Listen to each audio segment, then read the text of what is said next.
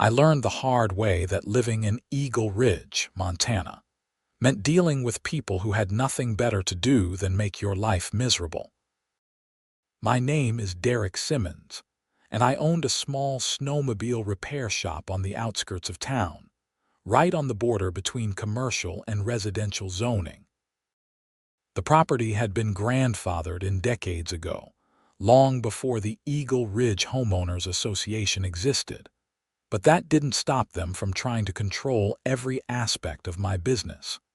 The trouble started on a frigid January morning when I was testing a rebuilt 2024 Polaris for a customer. The machine purred like a kitten compared to the old two-strokes, but I guess even the purr of a modern four-stroke was too much for Sharon Patterson, the HOA president who lived 3 houses down from my shop. She stood at my gate, her blonde hair shellacked into place despite the wind, wearing a puffy pink jacket that made her look like an angry marshmallow. "Excuse me," she called out, waving a manicured hand. "I need to speak with you about the noise pollution coming from your property." I shut down the snowmobile and walked over, already knowing this conversation would go nowhere productive. "Morning, Sharon. What can I do for you? You can stop running those machines at all hours," she said, her voice sharp enough to cut ice. "The HOA has very strict noise ordinances, and you're violating them constantly." "My shop operates between 8 in the morning and 6 at night, Monday through Saturday," I replied calmly. "That's well within the commercial zoning regulations. Plus, my property isn't even part of the HOA." Her face flushed red. "The noise carries into our neighborhood, which makes it our business. I'm warning you now, Mr. Simmons. Either you comply voluntarily or we'll be forced to take action." "Take whatever action you want," I said, trying to keep my tone respectful. "But I'm not breaking any laws or regulations. This shop has been here since 1987. Your neighborhood was built around it." Sharon's eyes narrowed to slits. "We'll see about that." She turned on her heel and marched back to her white Escalade, which she'd parked directly in front of my driveway entrance. I watched her drive away, shaking my head. I'd dealt with difficult customers before, but HOA presidents were a different breed entirely. 3 days later, I received a certified letter in the mail. Inside was a fine for $500, citing excessive noise pollution during prohibited hours and operating commercial equipment in violation of community standards. I read through it twice, my blood pressure rising with each word. They documented times when they claimed I was running equipment at 7:30 in the morning and 6:45 in the evening, both outside what they considered acceptable hours. The problem was, their acceptable hours were completely made up. I pulled out my property deed, my business license, and the county zoning regulations. Everything was in order. My shop predated their neighborhood by 15 years, and Montana law was clear about grandfathered commercial properties. I had every right to operate during reasonable business hours, which the county defined as 7 in the morning to 7 at night. I called the number on the letterhead, which went straight to Sharon's cell phone. "Mrs. Patterson, this is Derek Simmons. I received your fine and I'm not paying it." "Then we'll place a lien on your property," she responded immediately. "The HOA has the authority to enforce community standards." "Your HOA has authority over properties within your neighborhood," I shot back. "My property is not part of Eagle Ridge. Never has been, never will be. I've got the paperwork right here." "Your noise pollutes our community, which gives us jurisdiction," she insisted. "If you don't pay the fine within 30 days, it doubles. After 60 days, we initiate legal proceedings. Then I'll see you in court," I said and hung up. I wasn't bluffing, and neither was she. Over the next 2 weeks, I received 3 more fines, each for $500. They cited everything from unsightly equipment storage to unauthorized commercial signage, to environmental hazards from fuel storage. Every single violation was either fabricated or outside their jurisdiction. I documented everything, took photos, and consulted with a lawyer in Billings. "You've got a solid case," my attorney, Marcus Webb, told me during our phone consultation. "But here's the thing about HOAs. They've got deep pockets from all those monthly dues, and they can drag this out for years. Even if you win, you'll spend $20,000 in legal fees to fight $2,000 in bogus fines." "So what do you suggest?" I asked, already knowing I wouldn't like the answer. "Pay the fines, document everything, and if they continue harassing you, we'll pursue a harassment lawsuit. That's got better odds of getting them to back off permanently." I thanked him and hung up, feeling the weight of the situation settling on my shoulders. $2,000 was $2,000. I had it, but it would hurt.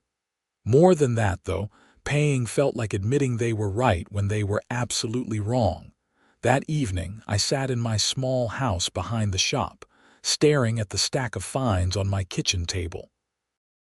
My property sat on a unique piece of land.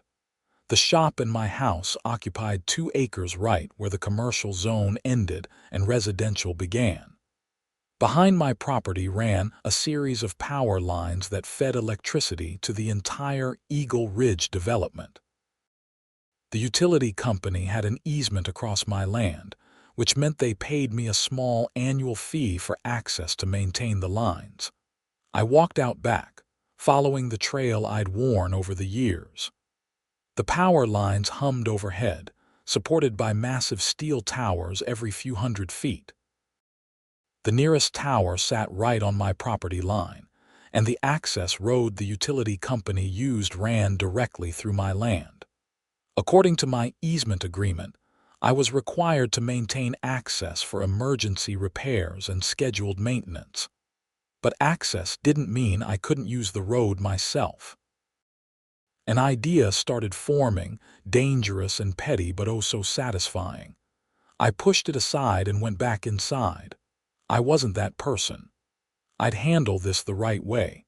The next morning, I paid the fines online, each transaction feeling like a knife to the gut. I printed out the receipts and filed them with my growing collection of HOA correspondence. Maybe Marcus was right. Maybe they'd leave me alone now. They didn't. 2 days after I paid, Sharon showed up again, this time with another woman I didn't recognize. The stranger wore business-casual clothes and carried a clipboard, her dark hair pulled back in a tight bun. "Mr. Simmons, this is Patricia Moore from the County Planning Department," Sharon announced with barely concealed glee. "We've filed a complaint about your business operations." Patricia stepped forward, offering a handshake. "Sir, I'm here to inspect your property in response to concerns about zoning violations. Do you have time to show me around?" I shook her hand, noting that her grip was professional and her expression neutral. "Of course." "What specific concerns are we addressing?" "The complaint alleges that you've expanded your commercial operations beyond the scope of your original business license, and that you're conducting activities not covered by your grandfathered zoning status." We spent the next hour walking my property. I showed Patricia my business license, my tax records, my insurance documentation, and photos from when I'd purchased the property 8 years ago. Nothing had changed. I still repaired snowmobiles, sold parts, and offered seasonal maintenance. The same services my predecessor had offered for decades. Patricia took notes, measured the footprint of my shop building, and photographed everything. Sharon followed along, interjecting comments about noise and traffic and how the neighborhood character was being destroyed. "Mrs. Patterson, I need to conduct this inspection professionally," Patricia finally said, her patience clearly wearing thin. "Please let me do my job." Sharon's mouth snapped shut, but her eyes burned with indignation. After Patricia finished, she handed me a business card. "I'll need about 2 weeks to review everything and compile my report. I'll be in touch. For what it's worth, everything looks in order to me, but I need to verify all the documentation." "I understand. Thank you for being thorough." After they left, I called Marcus again. "They're trying to get the county to shut me down." "That won't work," he assured me. "You're bulletproof on the zoning. But Derek, you need to understand something. This woman is going to make your life hell until you either move or she gets bored. People like her don't stop." "So what's my option? Just take it or fight back, but carefully. Document everything. Start filing complaints about them. Noise from their neighborhood events, cars parking on your property, trespassing. Make it expensive and annoying for them too." I thanked him and considered the advice. Fighting fire with fire wasn't really my style, but doing nothing wasn't working either. Over the next 3 weeks, Patricia completed her investigation and sent me a formal letter stating that my business was in full compliance with all county regulations. I made 3 copies, sent one to Sharon via certified mail, kept one for my files, and gave one to Marcus. The victory felt hollow when, 2 days later, I found a notice duct taped to my front gate. The Eagle Ridge HOA was hosting their annual winter festival in the community park, which happened to be directly adjacent to my property. The festival would run from noon to 10 at night for 3 consecutive Saturdays, featuring live music, food trucks, and fireworks. The first Saturday, the noise was incredible. Bands played until 10, amplified through professional sound systems. Kids screamed on carnival rides. Diesel generators powdered everything, belching exhaust and rumbling like freight trains. I stood in my backyard, listening to the chaos, and felt something snap inside me. I walked back to the power line access road, studying it in the fading light. The utility company had installed a locked gate where the road entered my property, and they'd given me a key as the landowner. During winter, they rarely needed access. The lines were buried in this section, protected from ice storms. Emergency repairs were uncommon, and scheduled maintenance happened in spring and fall. The idea I'd pushed away weeks ago came roaring back. I could lock the access road. Not the utility company's gate, that would be illegal, but I could install my own gate further up the road where it crossed my property. As the landowner, I had that right. The easement guaranteed the utility company access, but it didn't specify that access had to be convenient. They could still reach the power lines, they just have to go through the front of my property and hike across rough terrain. Or they could ask me nicely to open my gate. I spent that entire Sunday researching property law, easement rights, and access requirements. Montana law was surprisingly clear. Easements guaranteed access, but didn't guarantee convenience. As long as an alternative route existed, even a difficult one, I could control access across my private property. The front access route was terrible, especially in winter, requiring the utility company to bring equipment across 50 yards of uneven ground. But it was technically accessible. Monday morning, I called a fence company in Billings. "I need a heavy-duty gate installed across my back access road with a serious lock. Can you do it this week?" "Sure thing. What are you looking to secure?" "Just controlling access to my property. I've got an easement for utility access, but I need to manage who's using my road." The installer arrived Wednesday and spent 6 hours installing a 12-foot steel gate with concrete footings and a commercial-grade padlock. The gate sat entirely on my property, about 30 feet from the utility company's gate. I made sure the installer documented everything, including photos showing the location and the alternative access route. That night, I locked the gate and waited. I didn't have to wait long. Thursday afternoon, Sharon appeared at my shop door, her face crimson with rage. "What do you think you're doing with that gate, securing my property?" I said calmly. "Is there a problem? That gate blocks access to the power lines for Eagle Ridge. The utility company needs that road." "The utility company has an easement and can access the lines through the front of my property. I've documented the route and notified them of the change." "You can't do this," she shrieked. "Actually, I can. This is my property, and I have the right to control who uses my private road. If the utility company needs access, they can call me and I'll open the gate. It's really quite simple." "This is harassment. This is retaliation. The HOA will sue you into oblivion." "For what? Installing a gate on my own property? Good luck with that." She stormed off, and I allowed myself a small smile. Maybe Marcus was right about fighting back. Friday morning, I received a call from Mountain States Power, the utility company. "Mr. Simmons, this is Gerald Foster, operations manager. We noticed you've installed a gate across our access road." "That's correct. It's across my access road, actually. You have an easement for access to the power lines, which I'm fully respecting. The alternative access route is clearly marked." There was a long pause. "Sir, that alternative route is impassable for our maintenance vehicles, especially in winter." "It's passable, just difficult. However, I'm happy to provide convenient access through my gate. All you need to do is call me when you need it and I'll open it promptly. Here's my cell number."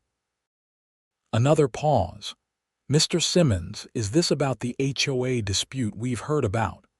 "I'm just exercising my property rights," I said carefully. "But yes, I'm tired of the HOA harassing me. They've filed false complaints, issued bogus fines, and made my life miserable. The power lines running across my property serve their neighborhood exclusively. I'm not blocking access, I'm just managing it." Gerald sighed. "I understand your frustration, but you're putting us in a difficult position. If we can't access those lines efficiently, it affects our ability to maintain service. Then I suggest you talk to the Eagle Ridge HOA about being better neighbors. When they stop harassing me, I'll happily leave the gate unlocked during business hours. Until then, you've got my number." "We'll be in touch," Gerald said and hung up. I felt a twinge of guilt.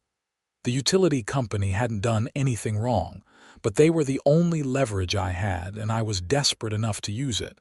The weekend passed quietly. The winter festival continued, but the music seemed less aggressive, ending closer to 9 than 10. Maybe coincidence, maybe not. Monday morning brought another certified letter from Sharon. This one threatened legal action for interference with public utilities and endangering public safety. I filed it with the others and called Marcus. "They're threatening to sue over the gate." Marcus laughed. "Let them. You're completely within your rights. In fact, this is good. It shows a pattern of harassment. Keep the gate up. Keep records of every interaction, and we'll use all of this when we file our lawsuit." "You think we should sue them?" "I think if they don't back off soon, you'll have grounds for harassment, abuse of process, and intentional infliction of emotional distress. The fines, the bogus complaints, the threats, it all adds up. Give it another month and we'll have an airtight case." I hung up feeling slightly better, but the guilt about the utility company lingered. I called Gerald back. "Look, I know this isn't your fight. What if we work out a compromise? I'll give you a key to my gate. You can access the road whenever you need it for maintenance or emergencies. But you don't give that key to anyone else, especially not the HOA." "That works for us," Gerald said, relief evident in his voice. "I'll drive out this afternoon and pick it up." We met at my shop at 3. Gerald turned out to be a weathered man in his 50s, wearing a company jacket and work boots. He shook my hand firmly. "I appreciate you being reasonable about this, Derek. For what it's worth, I think Sharon Patterson is a piece of work. She's called our office 6 times in the past 3 days, demanding we force you to remove the gate. What did you tell her? That it's a private property matter and she needs to work it out with you. He accepted the key I'd made. Just for my own information, what would it take for you to leave that gate unlocked permanently? An apology from the HOA, a refund of my bogus fines, and a written agreement that they'll stop harassing me about my business operations. Gerald nodded slowly. That seems reasonable. I'll pass that along, though I can't promise anything. After he left, I felt the situation stabilizing. The utility company had access, I'd made my point, and maybe Sharon would realize she couldn't bully me into submission. I was wrong. That night, temperatures dropped to -15 degrees Fahrenheit. Montana winters were brutal, and Eagle Ridge sat in a valley that trapped the cold. My shop's heating system worked overtime, and I wore 3 layers even inside my house.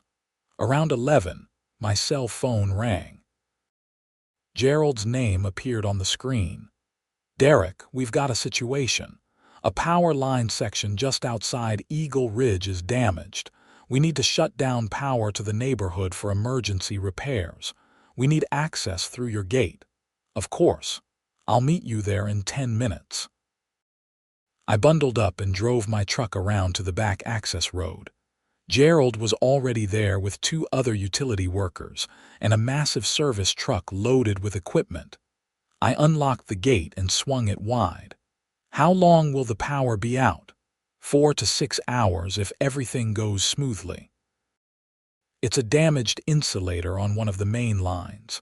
Cold stress caused a fracture. Do what you need to do.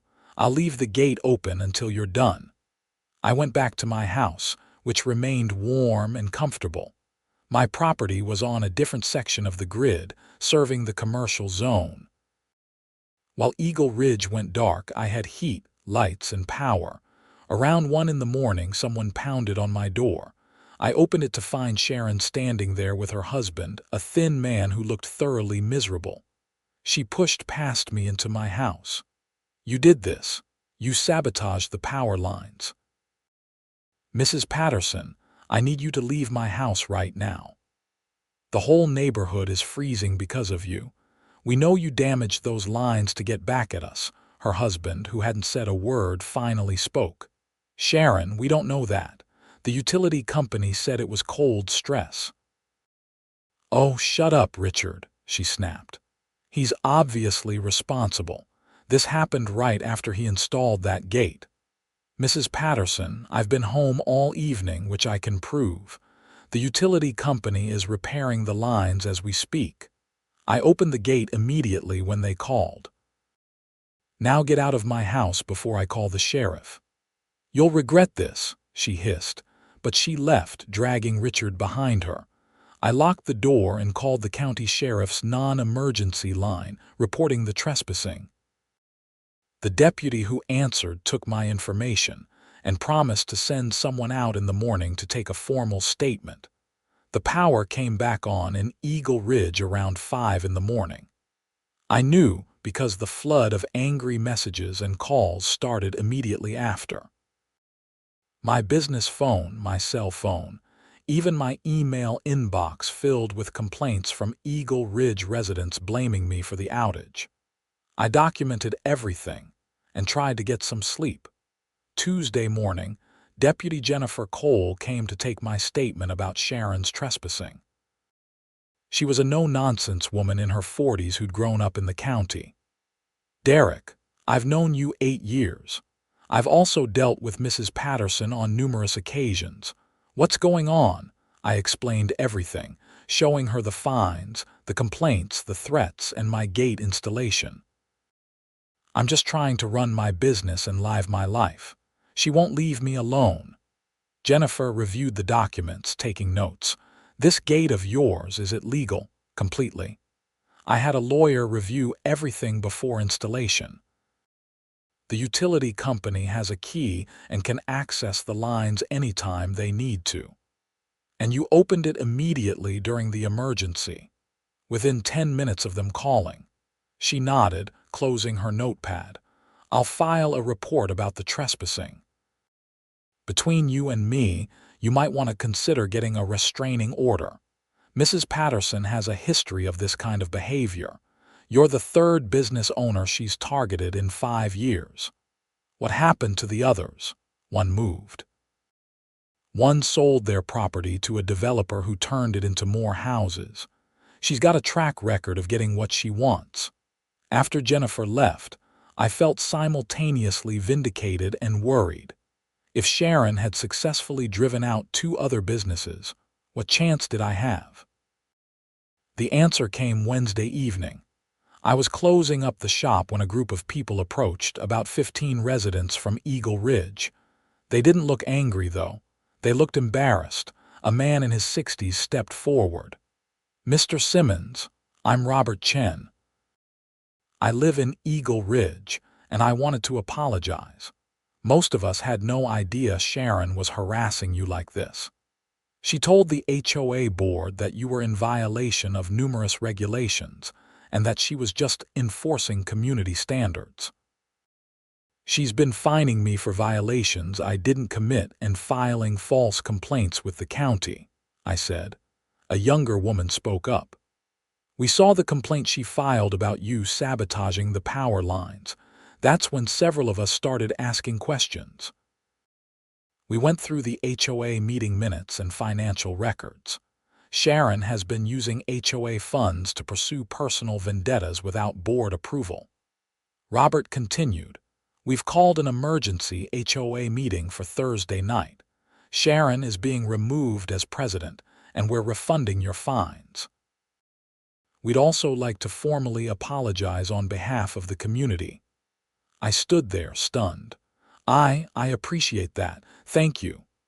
We're also drafting new bylaws to prevent this kind of abuse in the future, the young woman added. And we'd like to extend an invitation for you to attend HOA meetings as a community business owner. You're not a member, but you're part of our neighborhood, and we should have been working with you, not against you. After they left, I felt something I hadn't felt in months. Hope. Maybe this nightmare was actually ending. The emergency HOA meeting Thursday night was apparently legendary, though I only heard about it secondhand. Sharon refused to step down, accused the other board members of conspiracy, and threatened to sue everyone involved. In the end, the residents voted overwhelmingly to remove her as president and install Robert as the interim leader. The HOA also voted to refund my $2,000 in fines and to issue a formal letter of apology. Friday morning, I received a check and a letter signed by Robert. I deposited the check immediately and filed the letter with my other documents, just in case. I thought that was the end of it. I was wrong again.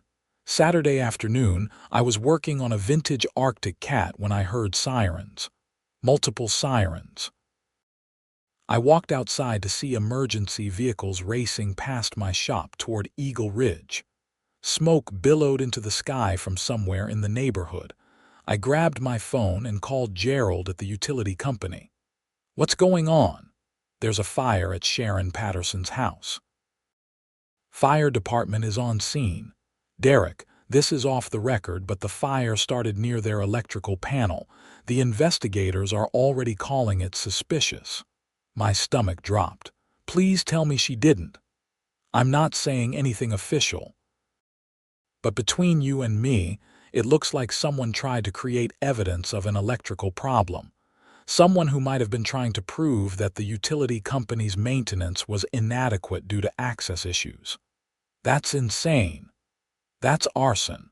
The state fire marshal is involved. I just wanted to give you a heads up in case anyone comes asking questions. They did. Sunday morning, a state fire investigator named Thomas Wright knocked on my door. He was a compact man with gray hair and shrewd eyes. Mr. Simmons, I understand you've had a dispute with Mrs. Sharon Patterson. That's correct. I invited him in and, for what felt like the 100th time, explained the entire situation. I showed him my documentation, my timeline, and the letters from the HOA. Thomas reviewed everything carefully. "Where were you yesterday between 1 and 3 in the afternoon?" "Working in my shop. I had 3 customers during that time. I can give you their names and contact information." "Please do. Mr. Simmons, I'm going to be direct with you. The fire at the Patterson residence started in the electrical panel and appears to have been deliberately set. Mrs. Patterson claims you had motive and opportunity, given your dispute and your access to the utility lines. I have no expertise with electrical systems beyond basic shop wiring.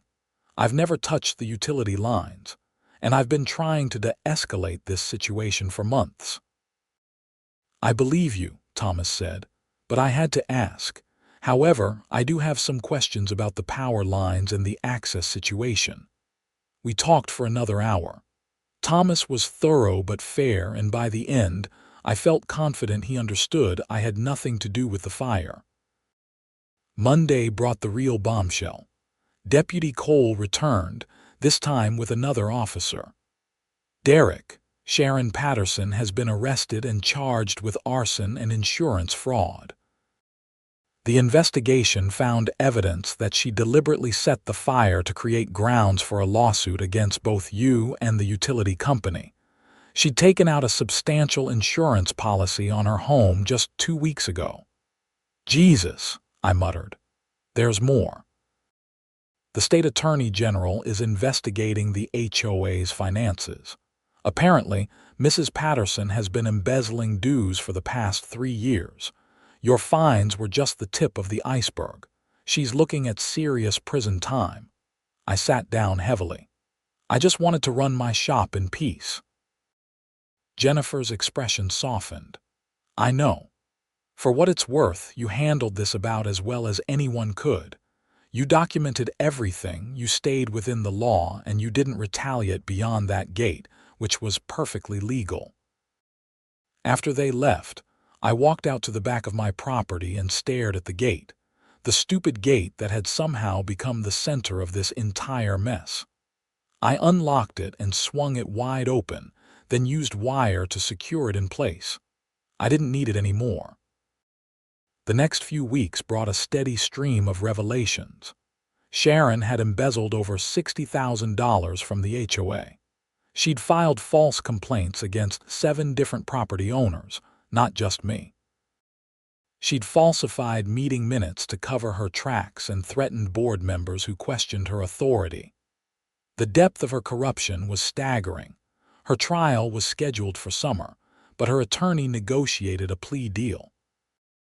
She pled guilty to arson, insurance fraud, and embezzlement, receiving a sentence of 6 years in state prison. Her husband, Richard, filed for divorce 2 days after her sentencing. The Eagle Ridge HOA underwent a complete restructuring.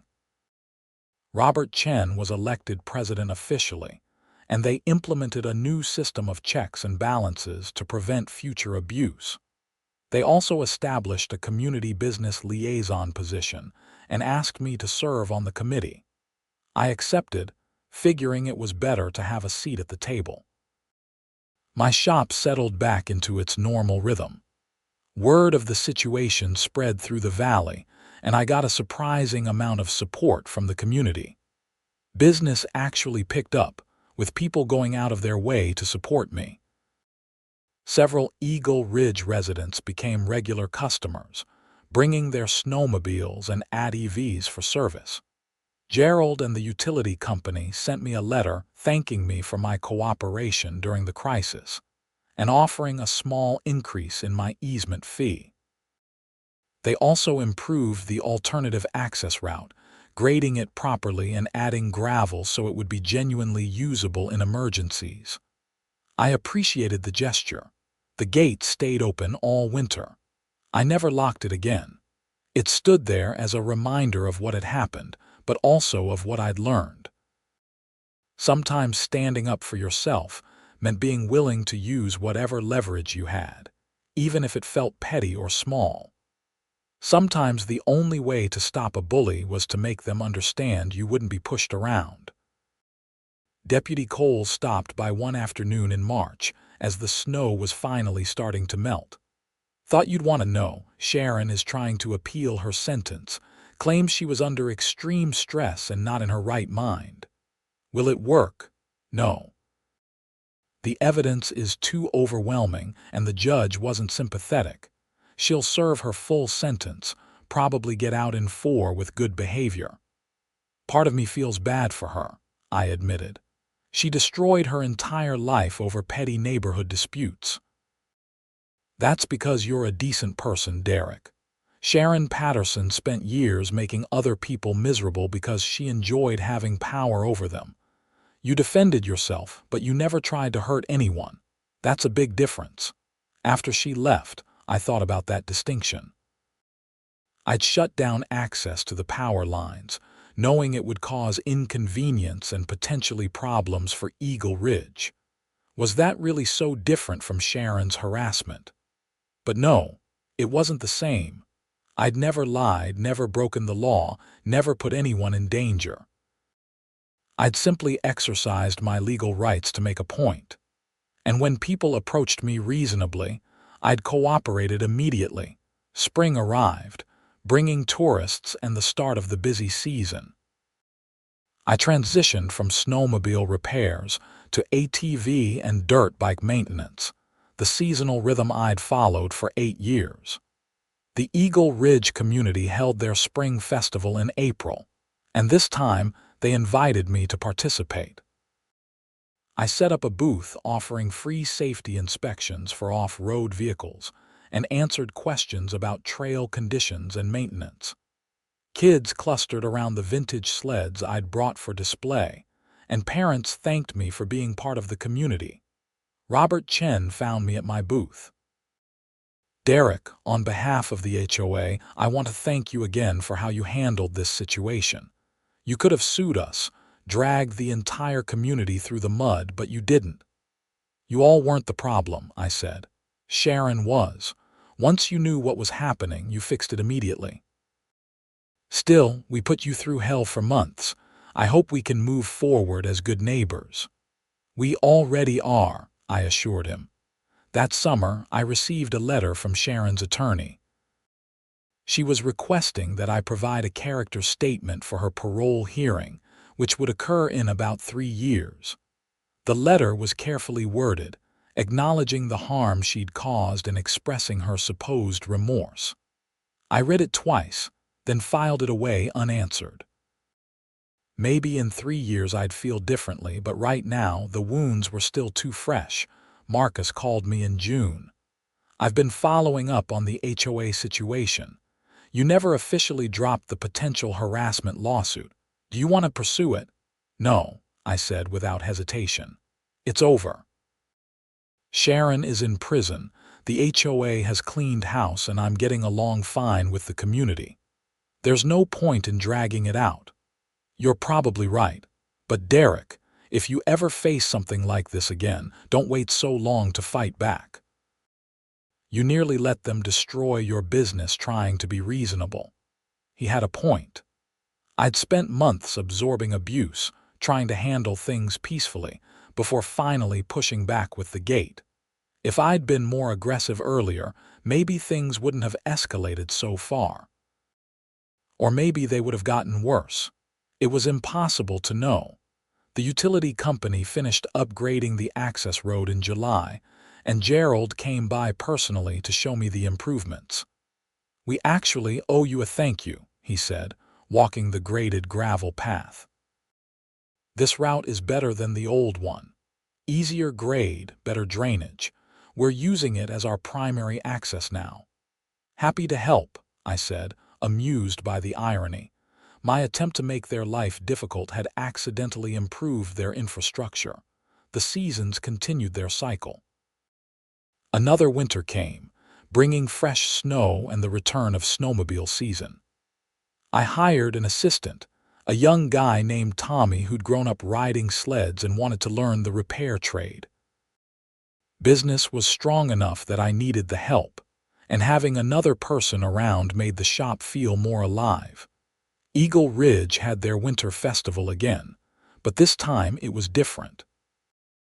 Robert stopped by beforehand to coordinate logistics, making sure the noise and traffic wouldn't impact my business. They adjusted their hours, improved their parking arrangements, and invited me to attend as a community guest. I went on Saturday afternoon, walking through the festival with Tommy, and found myself actually enjoying it. Kids played in the snow, families lined up for hot chocolate, and people waved and said hello as I passed. This was what community was supposed to feel like. One evening in late January, about a year after the whole mess had started, I stood in my backyard watching the sun set behind the mountains. The power lines hummed overhead, carrying electricity to Eagle Ridge and beyond. The gate stood open, unused and unnecessary. My shop was busy, my reputation was solid, and I'd found a measure of peace with my neighbors.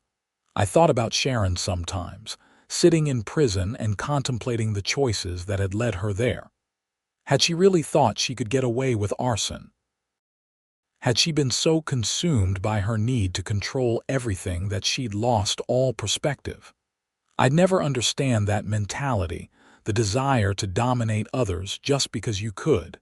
Tommy called from the shop. Derek, phone call, says it's urgent about a broken sled. I headed inside, back to the work I loved. The HOA drama had taught me valuable lessons about standing up for myself, about knowing when to compromise and when to fight. But mostly, it had taught me that I belonged here, in this little corner of Montana, doing work that mattered to people who appreciated it. The gate remained open through the rest of winter and into spring. Eventually, I took it down entirely, restoring the access road to its original state. I didn't need the gate anymore. The point had been made, the battle had been won, and life had moved on. Sometimes I wondered what would have happened if I'd never installed that gate, if I just continued absorbing Sharon's harassment until she drove me out like the others before me. Would she have stopped eventually? Would the community have noticed her corruption without the crisis that forced them to pay attention? I'd never know, and it didn't really matter. What mattered was that I'd found the courage to draw a line and defend it, even when it felt petty and small.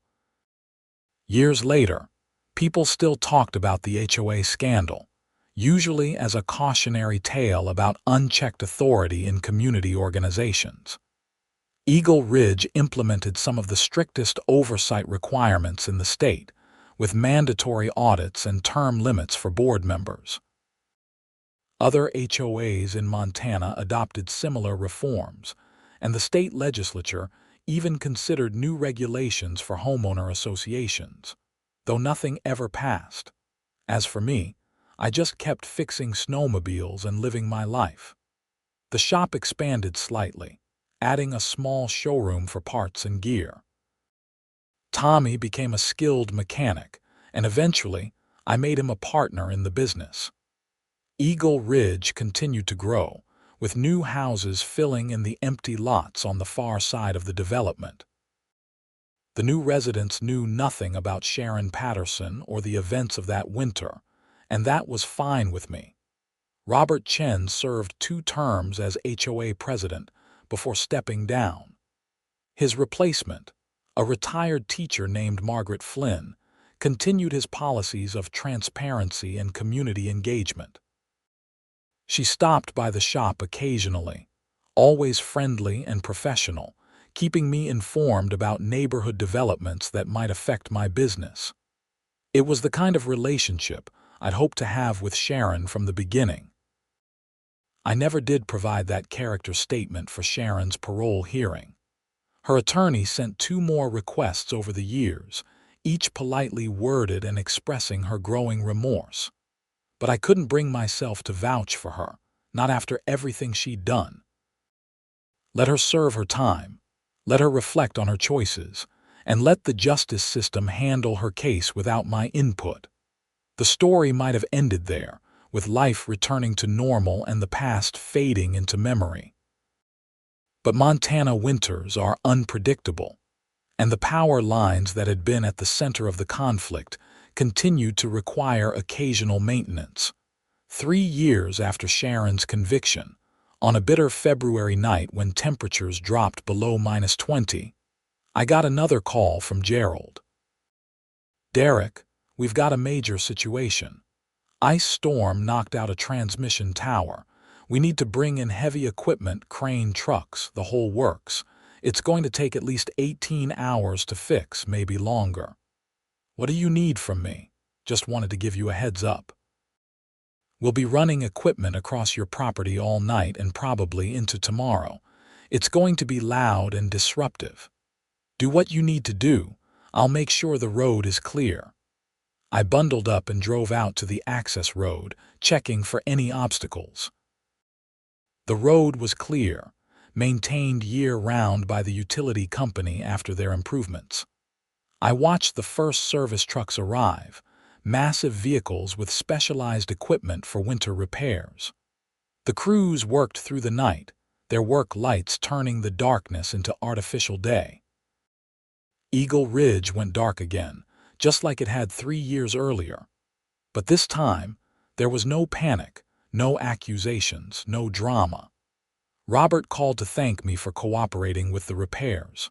Margaret sent an email to all residents explaining the situation and providing updates throughout the outage. People used generators, checked on elderly neighbors, and waited patiently for power to be restored. The contrast was striking. Same infrastructure, same weather challenges, completely different community response. The difference was leadership, trust, and mutual respect. Everything Sharon's regime had lacked. The repairs were completed by late afternoon the next day. Gerald stopped by before leaving. "Thanks for making this easy, Derek. Your cooperation probably saved us 6 hours of work." "Happy to help. That's what good neighbors do." He nodded slowly. "You know, when this all started 3 years ago, I thought you were being petty with that gate. But I understand now why you did it. Sometimes people need to feel consequences before they'll change their behavior." Sharon never learned that lesson, I observed. No, but the community did. And that's what mattered. As winter gave way to spring once more, I found myself reflecting on the entire experience. The conflict had consumed months of my life, cost me money and sleep, and forced me to question my place in this community. But it had also taught me resilience, shown me the importance of standing up for myself, and ultimately strengthened my connection to Eagle Ridge. The people who'd stood by Sharon initially hadn't been bad people. They'd simply trusted their elected leader and didn't know she was lying to them. Once they learned the truth, they'd acted swiftly and decisively to make things right. That said something important about the community's character. I thought about all the small business owners who'd faced similar situations, who'd been driven out by HOAs or regulatory harassment, or simply the exhaustion of constant fighting. How many of them had given up just before things might have turned around? How many had lacked the resources or knowledge to defend themselves effectively? My case had been unique in several ways. I'd had the leverage of the power line easement, though I hadn't realized it at first. I'd had the money for legal consultation, though I'd been reluctant to spend it. I'd had a clear legal standing with my grandfathered zoning status. Not everyone would be so fortunate, but the core lesson applied universally. Bullies, whether individuals or organizations, continue their behavior until someone stands up to them. Sharon had successfully driven out 2 businesses before me because they'd chosen to leave rather than fight. I'd chosen differently, and that choice had made all the difference. Tommy asked me about it once, during a slow afternoon in the shop. "Do you regret how it all went down?" The gate, the conflict, all of it. I thought carefully before answering. I regret that it was necessary. I wish Sharon had been a reasonable person who could compromise and treat people with respect. But given who she was, no, I don't regret defending myself. I regret that it took me so long to do it. Would you do anything differently? I'd install that gate about 2 months earlier, I said with a slight grin. And I'd be more aggressive about documenting everything from the start, but mostly, I'd trust my instincts. I knew Sharon was wrong from the beginning, but I kept second-guessing myself, trying to be reasonable, hoping she'd back off. She never was going to. The conversation stayed with me. How many times in life do we know something is wrong but talk ourselves into accepting it? How often do we prioritize being reasonable over being right? The balance between those things was delicate and situation-dependent, but leaning too far toward accommodation could be just as destructive as being needlessly combative. Summer brought tourists and sunshine and long days in the shop. I taught Tommy advanced diagnostics and custom fabrication. We took on more complex projects, building custom sleds for competitive riders and restoring vintage machines for collectors. The business grew steadily, and I hired another assistant, a young woman named Lisa who had mechanical engineering training and a passion for motorsports. Eagle Ridge held their summer concert series, and they asked if I'd sponsor one of the events. I agreed, providing support for a family-friendly evening with local bands and food trucks. My shop's banner hung alongside others from community businesses, and I realized I'd truly become part of the neighborhood rather than an outsider operating on its fringe. Fall brought the changing leaves and the first hints of approaching winter. Snowmobile season was approaching, my busiest time of year. I ordered parts, scheduled maintenance appointments, and prepared for the annual rush. Everything felt normal, settled, like the chaos of 3 years ago had happened in a different lifetime. Then, one evening in October, Richard Patterson walked into my shop. I almost didn't recognize him. He'd lost weight, looked older, worn down by life. We stared at each other for a long moment. "Derek," he said quietly, "I wondered if we could talk." I gestured to my small office and he followed me in. We sat and silence stretched between us. "I owe you an apology," Richard finally said.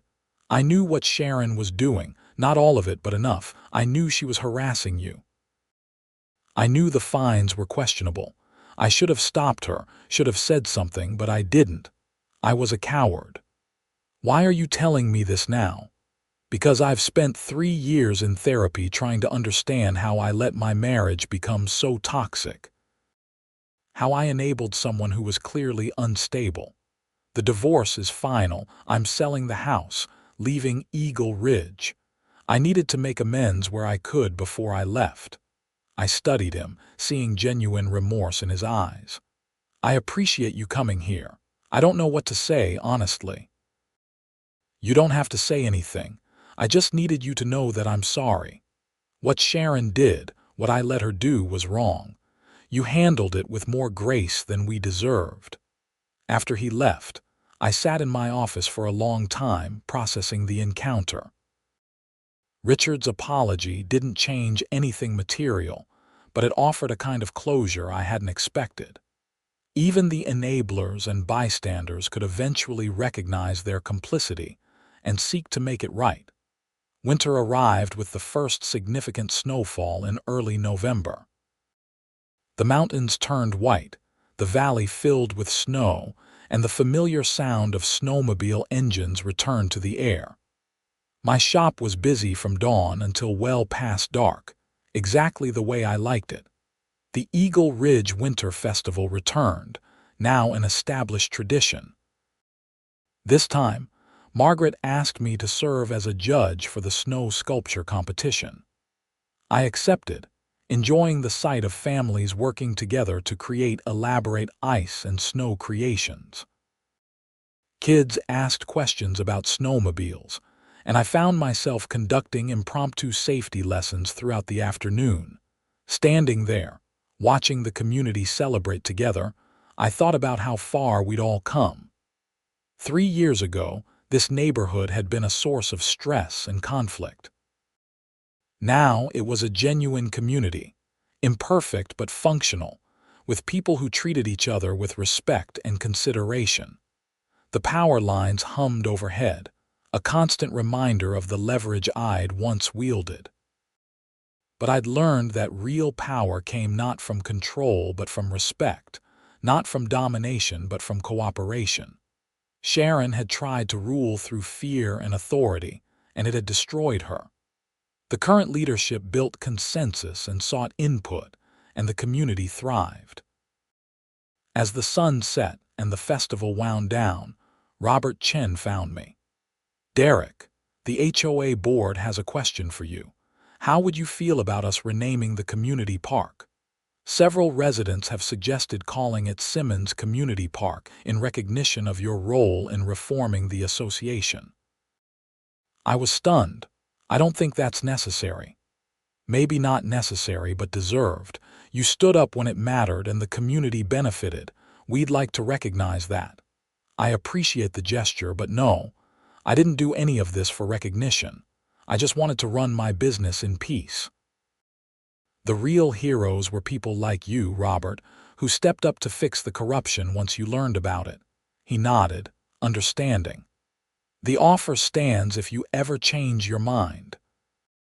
That night, back in my house behind the shop, I poured a glass of whiskey and sat by the window, looking out at the lights of Eagle Ridge twinkling in the valley.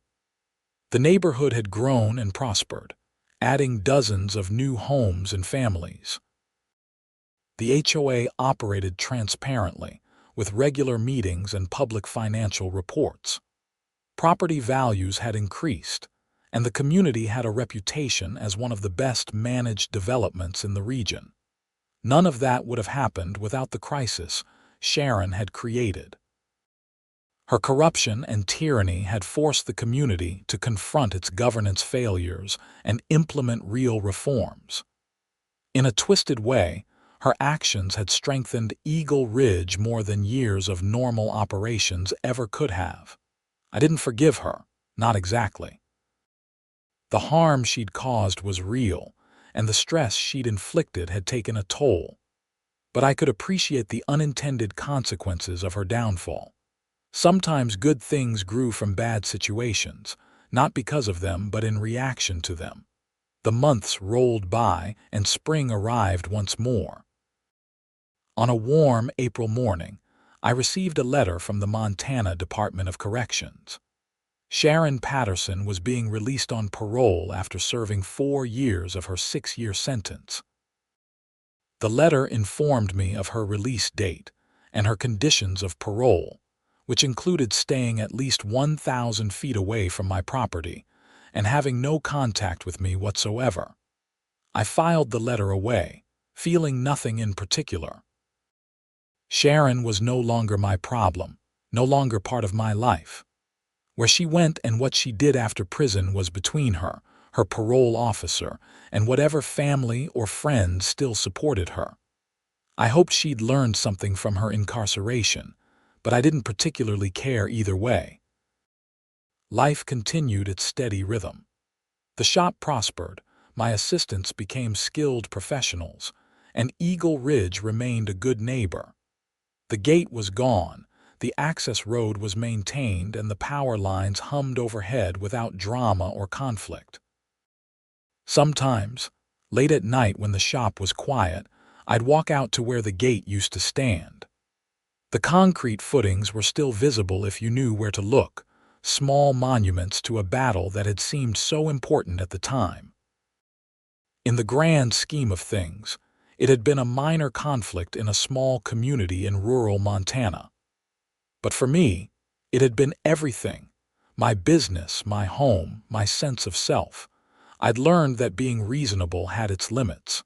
That documentation and evidence mattered more than righteous anger.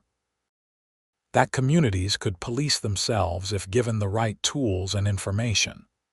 That leverage, used carefully and legally, could level an uneven playing field. And most importantly, that standing up for yourself, even when it felt petty or small, was sometimes the most important thing you could do. The story people told about the HOA scandal evolved over time, becoming part of local legend. Some versions cast me as a hero who'd single-handedly brought down a corrupt regime. Others portrayed me as a stubborn business owner who'd gotten lucky. The truth, as usual, fell somewhere in between. I was just a guy who'd refused to be bullied and had been smart enough to use the resources available to him. Years passed, seasons changed, and the details faded into comfortable memory. I never saw Sharon again after her release. Rumor had it she'd moved to Idaho, starting over in a place where her history wasn't known. I hoped she'd found some measure of peace and learned to treat people better. But mostly, I just didn't think about her anymore. Eagle Ridge continued to grow and evolve. Robert Chen eventually moved to Billings for a job opportunity, but Margaret and others carried on his legacy of transparent, fair governance. The HOA became a model for other communities, hosting workshops on best practices and sharing their reformed bylaws with developments across the state. My shop became an institution, the place locals brought their machines and tourists stopped for advice and repairs. Tommy eventually bought into the business as a full partner, and we opened a second location in Bozeman. Lisa took over as head mechanic at the Eagle Ridge shop, proving herself as capable as any mechanic I'd ever known. The power line easement continued to pay its annual fee, a modest amount that barely mattered financially, but served as a reminder of how everything had started.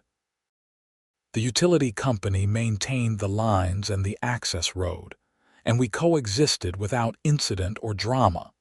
One winter evening, almost 5 years after the original conflict, I stood at the spot where the gate had been. Fresh snow covered the ground, and the power lines hummed their eternal song overhead. Eagle Ridge glowed with lights, warm homes full of families going about their lives. My shop sat dark behind me, closed for the evening, ready for another day tomorrow. I'd won that battle with the HOA, though it had never really been about winning. It had been about refusing to lose, about protecting what was mine, about insisting on basic fairness and respect. The gate had been a tool, a means to an end, nothing more. The real victory had been the community's decision to clean house and reform its governance. Standing there in the quiet Montana night, I felt something close to contentment. Life wasn't perfect, business had its challenges, and there were still difficult customers and unexpected problems. But I'd learned I could handle whatever came my way.